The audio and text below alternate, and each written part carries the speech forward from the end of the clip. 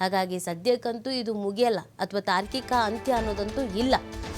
ನಿಗೂಢ ಶವ ಹೂತಿಟ್ಟ ಪ್ರಕರಣಕ್ಕೆ ಇವತ್ತು ನಿರ್ಣಾಯಕ ದಿನ ಅಂತ ಕರೆಯಲಾಗ್ತಾ ಇದೆ. ಪಾಯಿಂಟ್ 13ರ ಶೋಧದ ಬಳಿಕವೂ ಕೂಡ ಕಳೆಬರ ಸಿಗದೇ ಇದ್ರೆ, ಅಸ್ಥಿಪಂಜರ ಅಲ್ಲಿ ಇಲ್ವೇ ಇಲ್ಲ ಅಂದ್ರೆ ಮುಂದೇನು? ಶೋಧ ಕಾರ್ಯ ಭಾಗ 2 ಶುರು ಮಾಡುತ್ತಾ SIT ಟೀಮ್ ಅನ್ನೋದೊಂದು ಪ್ರಶ್ನೆ.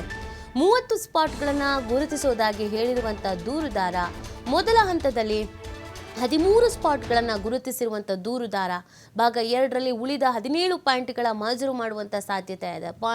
ಇದು ಪಾರ್ಟ್ 1 ಪಾರ್ಟ್ 2 ಈ ಥರ ಏನಾದರೂ ಮಾಡ್ಕೊಳ್ತಾರಾ ಅನ್ನೋದು ಕೂಡ ಪ್ರಶ್ನೆ ಇದೆ. ಅಥವಾ ಈಗ ಸ್ವಲ್ಪ ದಿನದ ಮಟ್ಟಿಗೆ ಆತನನ್ನು ತನಿಖೆಗೊಳಪಡಿಸ್ತಾರಾ, ಮತ್ತು ಆಮೇಲೆ ಸ್ಥಳ ಮಂಜೂರು ಮಾಡಿಸ್ತಾರಾ, ಅಥವಾ ಇದು ಮುಗಿತಿದ್ದಂಗೆ ಸ್ಥಳ ಮಂಜೂರು ಮಾಡಿಸ್ತಾರಾ, ಎಲ್ಲವೂ ಕೂಡ ಪ್ರಶ್ನೆ.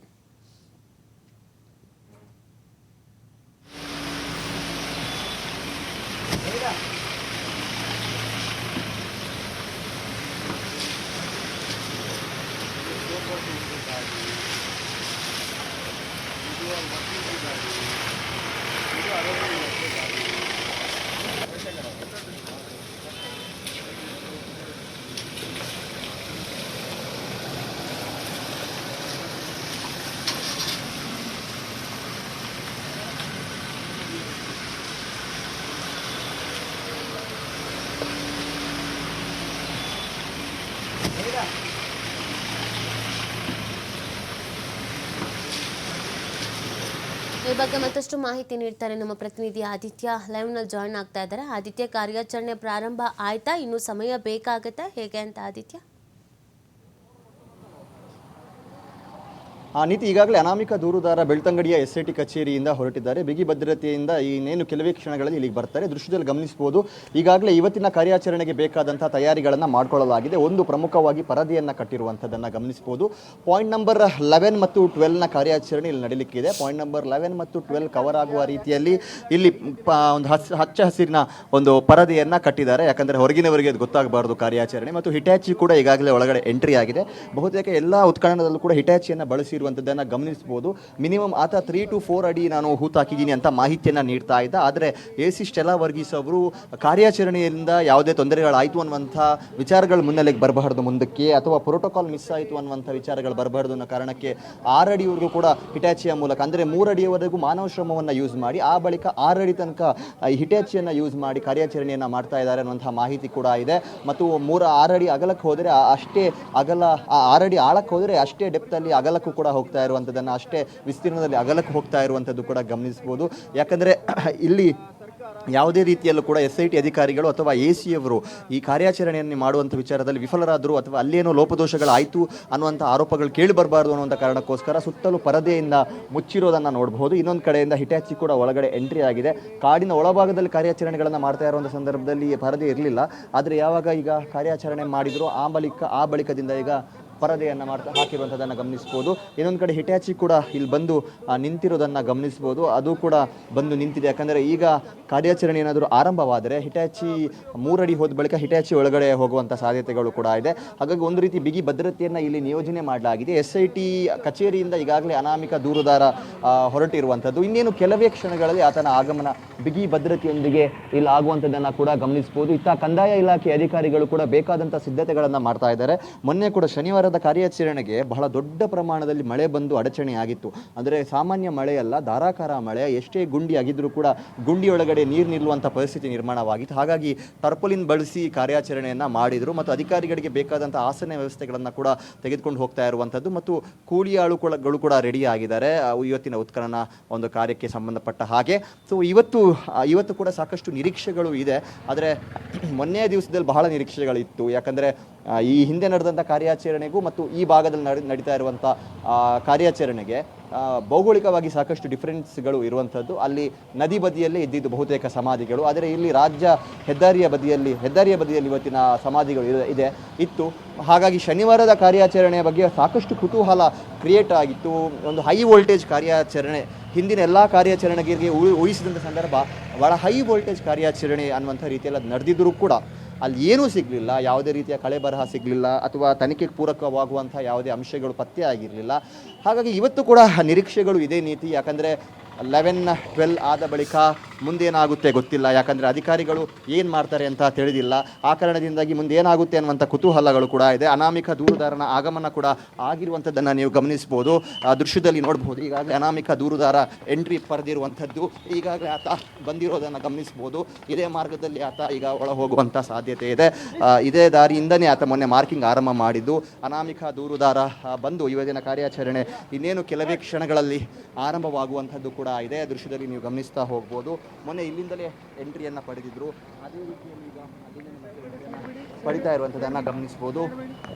ಕಂದಾಯ ಇಲಾಖೆ ಅಧಿಕಾರಿಗಳು, SIT ಅಧಿಕಾರಿಗಳು, ಪುತ್ತೂರು AC ಸ್ಟೆಲಾ ವರ್ಗೀಸ್ ಅವರು ಕೂಡ ಇವತ್ತಿನ ಕಾರ್ಯಾಚರಣೆಗೆ ಆಗಮಿಸಿದ್ದಾರೆ. ಬಿಗಿ ಭದ್ರತೆಯಲ್ಲಿ ತೆಗೆದುಕೊಂಡು ಹೋಗ್ತಾ ಇದ್ದಾರೆ. ಇನ್ ಕೇಸ್ ಕಳೆ ಬರಹ ಪತ್ತೆ ಆದರೆ ಅದಕ್ಕೆ ಬೇಕಾದಂಥ ಏನೆಲ್ಲ ವಸ್ತುಗಳು ಬೇಕು ಅದನ್ನು ಕೂಡ ತೆಗೆದುಕೊಂಡು ಹೋಗ್ತಾ ಇರುವಂಥದ್ದನ್ನು ನೋಡಬಹುದು. ಇನ್ನೇನು ಕೆಲವೇ ಕ್ಷಣಗಳಲ್ಲಿ AC ಸ್ಟೆಲ್ಲಾ ವರ್ಗೀಸ್ ಅವರ ನೇತೃತ್ವದಲ್ಲಿ ಇವತ್ತಿನ ಕಾರ್ಯಾಚರಣೆ ಆರಂಭವಾಗುತ್ತೆ. ಪಾಯಿಂಟ್ ನಂಬರ್ 11, 12 ಕೂಡ ನಿರ್ಣಾಯಕ ಪಾಯಿಂಟ್ಗಳೇ. ಇಲ್ಲಿ ಏನಾದರೂ ಸಿಗುವಂಥ ಚಾನ್ಸಸ್ಗಳು ಕೂಡ ಇದೆ. ಸಿಗದೆ ಹೋದರೆ ಉಳಿದಂಥ ಭರವಸೆ ಪಾಯಿಂಟ್ ನಂಬರ್ 13 ಮಾತ್ರ. ಆ 13ನಲ್ಲಿ ಏನಾದರೂ ಸಿಕ್ಕರೆ ಓಕೆ, ಸಿಗಲಿಲ್ಲ ಅಂದರೆ ಅಧಿಕಾರಿಗಳು ಮುಂದೆ ಏನು ಮಾಡ್ತಾರೆ ಅನ್ನುವಂಥ ಕುತೂಹಲಗಳು ಕೂಡ ಇದೆ. ಯಾಕಂದರೆ ಆತ ತನ್ನ ಪಶ್ಚಾತ್ತಾಪ ಪತ್ರದಲ್ಲಿ ಉಲ್ಲೇಖ ಮಾಡಿರುವಂಥ ಒಂದಿಷ್ಟು ಘನಘೋರ ಘಟನೆಗಳು, ಆ ಘನಘೋರ ಘಟನೆಗಳಿಗೆ ನಾನು ಸಾಕ್ಷಿಯಾಗಿದ್ದೀನಿ ಮತ್ತು ಅಲ್ಲಿ ಅನೇಕ ಹೆಣಗಳನ್ನು ನಾನು ಹೂತು ಹಾಕಿದ್ದೀನಿ. ಶಾಲಾ ಬಾಲಕಿಯ ಕತೆ, ಲೈಂಗಿಕ ಆಕ್ರಮಣ, ಆ್ಯಸಿಡ್ ಹಾಕಿರುವಂಥ ಮಹಿಳೆಯ ಕತೆ, ಇದೆಲ್ಲವೂ ಕೂಡ ಇನ್ನೂ SIT ಪ್ರಕರಣಗಳನ್ನು ಭೇದಿಸಿಲ್ಲ. ಹಾಗಾಗಿ ಇಲ್ಲಿ ಏನೂ ಸಿಗದೆ ಹೋದಂಥ ಸಂದರ್ಭದಲ್ಲೂ ಕೂಡ SIT ಮುಂದೆ ಕಾರ್ಯಾಚರಣೆಯನ್ನು ಮುಂದುವರಿಸುತ್ತಾ ಅಥವಾ ಕಾರ್ಯಾಚರಣೆಗೆ ಬ್ರೇಕ್ ಹಾಕುತ್ತಾ ಸದ್ಯ ಮೂಡಿರುವಂಥ ಕುತೂಹಲ. ಆ ನಿಟ್ಟಿನಲ್ಲಿ ಇವತ್ತಿನ ಕಾರ್ಯಾಚರಣೆ ಬಹಳ ಮಹತ್ವದಾಗಿರುವಂಥದ್ದು. ಯಾಕಂದರೆ SITಯ ಮುಂದಿನ ಕಾರ್ಯಾಚರಣೆಗೆ ಒಂದು ದಿಕ್ಸೂಚಿ ಇವತ್ತಿನ ಕಾರ್ಯಾಚರಣೆ. ಹಾಗಾಗಿ ಇವತ್ತಿನ ಪರೀಕ್ಷೆಯಲ್ಲಿ ಅನಾಮಿಕ ಪಾಸಾದರೂ ಫೇಲ್ ಆದರೂ ಕೂಡ ಇಲ್ಲೊಂದು ಮಹತ್ವದ ನಿರ್ಧಾರ ಅಂತೂ ಖಂಡಿತವಾಗಿ ಆಗುತ್ತೆ. ಅಧಿಕಾರಿಗಳು ಇವತ್ತೇ 3 ಪಾಯಿಂಟ್ಗಳನ್ನು ಕೂಡ ಮುಗಿಸಿದರೆ ಇವತ್ತಿನ ಈ ಉತ್ಖನನ ಕಾರ್ಯಾಚರಣೆ ಚಾಪ್ಟರ್ 1 ಏನಿದೆ ಅದು ಒಂದು ಕ್ಲೈಮ್ಯಾಕ್ಸ್ ಹಂತಕ್ಕೆ ತಲುಪಿದ ರೀತಿಯಲ್ಲಿ. ಇನ್ ಕೇಸ್ ಇವತ್ತು ಅದು ನಡೆಯಲಿಲ್ಲ, ಕೇವಲ 2 ಪಾಯಿಂಟಿಗೆ ಮೊನ್ನೆಯ ರೀತಿಯದು ಸೀಮಿತವಾದರೆ ಮತ್ತೆ ನಾಳೆ ಉತ್ಖನನ ಕಾರ್ಯಾಚರಣೆ ನಡೆಯುತ್ತೆ. ಅದಕ್ಕೂ ಮುನ್ನ ಅಧಿಕಾರಿಗಳು ಏನಾದರೂ ಒಂದು ಗಂಭೀರ ನಿರ್ಧಾರ, ಅಂದರೆ ಈಗ GPR ಅನ್ನು ಬಳಸಿ ಅನ್ನುವಂಥ ಒಂದು ಆಗ್ರಹ ದೂರುದಾರರ ಪರವಾಗಿರುವಂಥ ವಕೀಲರಿಂದ ಕೇಳಿ ಬರ್ತಾ ಇದೆ. ಬಹಳ ಮುಂಚಿತವಾಗಿ ಅದು ಬರಬೇಕಾಗಿತ್ತು, ಈಗ ಬರ್ತಾ ಇದೆ. ಯಾಕಂದರೆ ಕಾರಣಗಳು ಬೇರೆ ಬೇರೆ ಇದೆ. ಈಗ ನದಿ ಬದಿಯಲ್ಲಿ ಉತ್ಖನನ ಮಾಡುವಂಥ ಸಂದರ್ಭ ಏನೂ ಸಿಗಲಿಲ್ಲ ಅಂತ ಹೇಳಿದಾಗ ಅಲ್ಲಿ ಪ್ರವಾಹ ಬಂದಿತ್ತು, ನೀರು ನಿಂತಿತ್ತು, 10 ಅಡಿಯವರೆಗೂ ನೀರು ನಿಂತರೆ ಅಲ್ಲಿ ಏನು ಉಳಿಯುತ್ತೆ, ಮಣ್ಣು ಕುಸಿತ, ಬೇರೆ ಭಾಗದಿಂದ ಬಂದು ಮಣ್ಣು ಸೇರಿತ್ತು, ಹಾಗಾಗಿ ಸಿಗ್ತಾ ಇರಲಿಲ್ಲ ಅಂತ ಚರ್ಚೆಗಳು, ಸಮರ್ಥನೆಗಳು ಎಲ್ಲ ಇತ್ತು.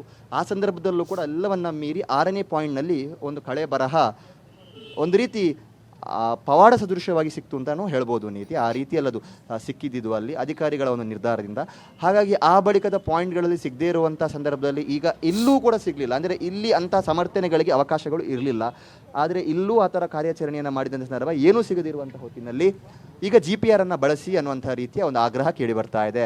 ಗ್ರೌಂಡ್ ಪೆನಿಟ್ರೇಟಿಂಗ್ ರ್ಯಾಡರನ್ನು ಯೂಸ್ ಮಾಡಿ ಕಳೆ ಬರಹವನ್ನು ಪತ್ತೆ ಹಚ್ಚಿ ಅನ್ನುವಂಥ ರೀತಿಯಲ್ಲಿ ದೂರುದಾರರ ಪರವಾಗಿರುವಂಥ ವಕೀಲರು ಮನವಿಯನ್ನು ಮಾಡಿದ್ದಾರೆ. ಎಲ್ಲ ಮನವಿಗಳಿಗೂ ಕೂಡ ಈಗ ಇದನ್ನು ಕೊಟ್ಟಿದ್ದಾರೆ, ಮನ್ನಣೆಯನ್ನು SIT ಅಧಿಕಾರಿಗಳು ಕೊಟ್ಟಿರುವಂಥದ್ದನ್ನು ನಾವು ಗಮನಿಸ್ಬೋದು. ಯಾವುದನ್ನು ಕೂಡ ಅಲ್ಲಗಳೆದಿಲ್ಲ. ಸೊ ಈ ಮನವಿ ಏನಿದೆ ಬಹಳ ಗಂಭೀರವಾಗಿರುವಂಥ ಮನವಿ. ಸೊ ಇದಕ್ಕೆ SIT ಮನ್ನಣೆಯನ್ನು ಕೊಡುತ್ತಾ ಬಹುತೇಕ ಇದು SIT ಕಡೆಯಲ್ಲೂ ಕೂಡ ಕೈಯಲ್ಲೂ ಕೂಡ ಇಲ್ಲ ಇದು. ಹಾಗಾಗಿ ಇದು ಇರುವಂಥದ್ದು ಸರ್ಕಾರದ ಮುಂದೆ.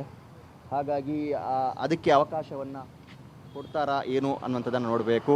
ಕಳೆ ಬರಹ ಕೂಡ ಈ ಹಿಂದೆ ಸಿಕ್ಕಿತ್ತು 6ನೇ ಪಾಯಿಂಟ್ನಲ್ಲಿ. ಹಾಗಾಗಿ ದೂರುದಾರ ಮಾಡ್ತಾ ಇದ್ದಂಥ ಆರೋಪ ನಿಜ ಅನ್ನೋದಕ್ಕೊಂದು ಸಾಕ್ಷಿ ಸಿಕ್ಕಿದೆ. ಬಟ್ ನಿನ್ನೆ ಸಿಗದೇ ಇರುವಂಥ ಕಾರಣದಿಂದ GPR ಬಳಸಿ ಅಂತ ಹೇಳ್ತಾ ಇದ್ದಾರೆ. ಸಿಕ್ಕಿರುವಂಥ ಮೂಳೆ ಕೂಡ ಬಹಳ ಹಳೆಯದು ಅನ್ನೋಂಥ ಮಾಹಿತಿ, ಆದರೆ ಇದು ಅಧಿಕೃತ ಮಾಹಿತಿ ಅಲ್ಲ. ಒಂದಿಷ್ಟು ಸಾರ್ವಜನಿಕ ವಲಯದಲ್ಲಿ ಸಿಗ್ತಾ ಇರುವಂಥ ಮಾಹಿತಿ ಮತ್ತು ಆ ಸ್ಥಳದಲ್ಲಿದ್ದವರು ಕೊಟ್ಟಂಥ ಮಾಹಿತಿ ಬಹಳ ಓಲ್ಡ್ ಆಗಿತ್ತು. ಅಲ್ಲಿ DNA ಅಂಶಗಳು ಇರೋದು ಡೌಟ್ ಅನ್ನುವಂಥ ರೀತಿಯ ಒಂದು ಮಾಹಿತಿಗಳು ಬರ್ತಾ ಇದೆ. ಹಾಗಾಗಿ ದೂರುದಾರರ ಪರವಾಗಿರುವಂಥ ವಕೀಲರ ಈ ಆಗ್ರಹವನ್ನು SIT ಓಕೆ ಮಾಡುತ್ತಾ ಗೊತ್ತಿಲ್ಲ. ಹಾಗಾಗಿ ಸಾಕಷ್ಟು ಕುತೂಹಲಗಳು ಇದೆ. ಮುಂದಿನ ಕಾರ್ಯಾಚರಣೆಗಳೆಲ್ಲವೂ ಕೂಡ GPR ಮೂಲಕ ನಡೆಯುತ್ತಾ ಅಥವಾ ಈಗ ಯಾವ ಥರ ಮ್ಯಾನ್ಯಲ್ ಆಗಿ ನಡೀತಾ ಇದೆಯೋ ಅದೇ ಮಾದರಿಯಲ್ಲಿ ನಡೆಯುತ್ತಾ, ಇದು ಕೂಡ ಕುತೂಹಲಕ್ಕಿರುವಂಥದ್ದು. ಒಟ್ಟಾರೆ ಏನು SIT ಕಡೆಯಿಂದ ಎಲ್ಲೋ ದೋಷ ಲೋಪಗಳಾಯಿತು ಅಥವಾ SIT ಈ ವಿಚಾರದಲ್ಲಿ ರಾಜಿ ಮಾಡಿಕೊಂಡಿದ್ದಕ್ಕೆ ಈ ಥರ ಆಯಿತು. ಎಲ್ಲೋ ಒಂದು ಕಡೆ ಒಂದಿಷ್ಟು ಆಗ್ರಹಗಳನ್ನು ಮನವಿಗಳನ್ನು ಅವ್ರು ಸ್ವೀಕಾರ ಮಾಡಲಿಲ್ಲ, ಗಂಭೀರವಾಗಿ ಪರಿಗಣಿಸಲಿಲ್ಲ, ಅದರಿಂದ ಹೀಗಾಯಿತು, ಅದರಿಂದ ಹೀಗೆ ಸಿಗಲಿಲ್ಲ ಅನ್ನುವಂಥ ಆರೋಪಗಳನ್ನು ತೆಗೆದುಕೊಳ್ಳೋದಕ್ಕೆ SIT ಕೂಡ ರೆಡಿ ಇಲ್ಲ. ಡೇ ಒನ್ನಿಂದ ಕೂಡ ನಾವು ಅದನ್ನೇ ಗಮನಿಸ್ತಾ ಇದ್ದೀವಿ. ಯಾಕಂದರೆ ಯಾವಾಗ ಅಧಿಕಾರಿಗಳ ಎಂಟ್ರಿ ಆಗುತ್ತೋ ಈ ಉತ್ಖನನ ಆಗೋದು ಬಹಳ ಲೇಟ್ ಆಗಬಹುದು ಅನ್ನುವಂಥ ನಿರೀಕ್ಷೆಗಳು ಇತ್ತು. ಮಹಜರು ಮಾಡಬೇಕು, ನ್ಯಾಯಾಲಯಕ್ಕೆ ಅದನ್ನು ಒಪ್ಪಿಸಬೇಕು, ಬೇರೆ ಬೇರೆ ಕಾರಣದಿಂದ ಅದು ಲೇಟ್ ಆಗ್ಬೋದು. ಆದರೆ SIT ಅಧಿಕಾರಿಗಳು ಒಮ್ಮೆ ದಕ್ಷಿಣ ಕನ್ನಡ ಜಿಲ್ಲೆಗೆ ಎಂಟ್ರಿ ಕೊಟ್ಟ ಕೂಡಲೇ ಈ ಪ್ರೊಸೆಸ್ ಎಷ್ಟು ಸ್ಪೀಡ್ ಆಯಿತು ಅಂದರೆ 2-3 ದಿನಗಳ ಒಳಗೆ ಉತ್ಖನನ ಕೂಡ ಪ್ರಾರಂಭ ಆಗೋಯಿತು. ಎಲ್ಲರ ಚಿತ್ತವಿದ್ದಿದ್ದು ಯಾವಾಗ ಉತ್ಖನನ ಆರಂಭ ಮಾಡ್ತಾರೆ ಅಂತ, ಅದು ಕೂಡ ಪ್ರಾರಂಭ ಆಗೋಯಿತು. ಹಾಗಾಗಿ ಯಾವುದೇ ವಿಚಾರ, ಈಗ ಹೆಲ್ಪ್ಲೈನ್ ಆರಂಭ ಮಾಡಿ ಅಂತ ದೂರುದಾರರ ಪರವಾಗಿರುವಂಥ ವಕೀಲು ಆಗ್ರಹ ಮಾಡಿದರು, ಹೆಲ್ಪ್ಲೈನನ್ನು ಕೂಡ ಲಾಂಚ್ ಮಾಡಿದರು. ಬಹುತೇಕ ಎಲ್ಲವನ್ನ ಕೂಡ ID ಕಾರ್ಡ್ ವಿಚಾರ, ಅಂದರೆ ಪಾಯಿಂಟ್ ನಂಬರ್ 1ನಲ್ಲಿ 2 ID ಕಾರ್ಡ್ ಸಿಕ್ಕಿದೆ, ಅದು ಅಲ್ಲಿ ಹೂತಿರುವಂಥ ಶವಕ್ಕೆ ಶವ ಅಥವಾ ಆ ವ್ಯಕ್ತಿಗಳದ್ದಾಗಿರಬಹುದು ಅನ್ನುವಂಥ ಆರೋಪಗಳಿತ್ತು. ಅದನ್ನು ಕೂಡ 2 ದಿನದಲ್ಲಿ ಕ್ಲಿಯರ್ ಮಾಡ್ತಾರೆ. ಒಂದು ಟೀಮ್ ಅದರ ರಹಸ್ಯವನ್ನು ಕೆದಕುತ್ತಾ ಸರಿಸುಮಾರು ನೆಲಮಂಗಲದವರೆಗೂ ಕೂಡ ಹೋಗ್ತಾರೆ, ಬೆಂಗಳೂರುವರೆಗೂ ಕೂಡ ಹೋಗ್ತಾರೆ, ಉತ್ತರವನ್ನು ಕಂಡುಕೊಳ್ತಾರೆ. ಯಾವುದನ್ನು ಕೂಡ ನಿರ್ಲಕ್ಷ್ಯ ಮಾಡಿಲ್ಲ SIT ಅಧಿಕಾರಿಗಳು, ಬಹಳ ಪ್ರಾಮಾಣಿಕವಾಗಿ. ಯಾಕಂದರೆ ಇದು ಶ್ಲಾಘಿಸಬೇಕಾಗಿರುವಂಥ ವಿಚಾರ. ಇಲ್ಲಿ ಹಾಕಿರುವಂಥ ಭದ್ರತೆಯಿಂದ ಹಿಡಿದು ಯೂಸ್ ಮಾಡ್ತಾ ಇರುವಂಥ ಉಪಕರಣಗಳಿಂದ ಹಿಡಿದು ಅಲ್ಲಿ ನಿಯೋಜಿಸಿರುವಂಥ ಪರಿಣಿತರೇನಿದ್ದಾರೆ, ತಜ್ಞರೇನಿದ್ದಾರೆ, ಎಲ್ಲರೂ ಕೂಡ ಬಹಳ ಅನುಭವಿಗಳು ನೀತಿ. ಹಾಗಾಗಿ ಮುಂದಕ್ಕೆ SIT ಮೇಲೆ ಯಾವುದೇ ರೀತಿಯ ಒಂದು ಆರೋಪಗಳು ಬರಬಾರ್ದು ಅನ್ನುವಂಥ ರೀತಿಯಲ್ಲಿ ಇದೆಲ್ಲ ಮಾಡ್ಕೊಂಡಿದ್ದಾರೆ. ಹಾಗಾಗಿ ಈಗ GPR ಅನ್ನು ಬಳಸಿ ಅಂತ ಕೇಳ್ತಾ ಇದ್ದಾರೆ. ಸರ್ಕಾರದ ಮುಂದೆ SIT ವಿಚಾರವನ್ನು ಇಟ್ಟಿರುವಂಥ ಸಾಧ್ಯತೆ ಇದೆ. ಅದು ಬಹುಶಃ ಸರ್ಕಾರದ ನಿರ್ಧಾರವೂ ಕೂಡ ಆಗಿರಬಹುದು. ಹಾಗಾಗಿ ಅದನ್ನು ಯೂಸ್ ಮಾಡ್ತಾರಾ ಅಥವಾ ಈಗ ಯಾವ ಥರ ಕಾರ್ಯಾಚರಣೆ ನಡೀತಾ ಇದೆಯೋ ಅದೇ ಥರ ಮುಂದುವರಿ